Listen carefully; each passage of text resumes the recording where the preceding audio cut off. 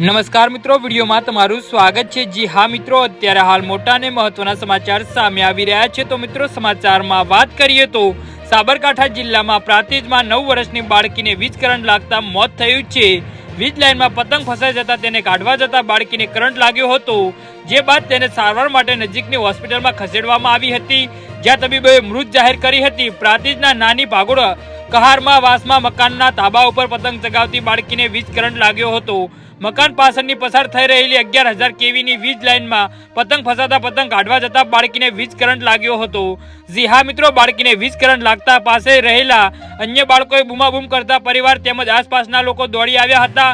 બાળકીને તાત્કાલિક Prantij civil hospital ખાતે લઈ જવામાં આવી હતી। જી હા મિત્રો, અત્યારે હાલ દુઃખદ સમાચાર સામે આવી રહ્યા છે। બાળકીને વીજ કરંટ લાગતા જ બાળકીના બંને હાથ, પગ અને પેટ બળી ગયા હતા અને છૂટા પડી ગયા હતા। ફરજ પર હાજર તબીબોએ બાળકીને મૃત જાહેર કરી હતી। જી હા મિત્રો, તો આના વિશે તમારું શું કહેવું છે તો નીચે મારી કમેન્ટ બોક્સમાં જરૂરથી જણાવજો અને મારી યુટ્યુબ ચેનલને સબસ્ક્રાઇબ કરવાની ભૂલતા નહીં। વિડીયો પૂરો જોવા બદલ તમારો ખૂબ ખૂબ આભાર।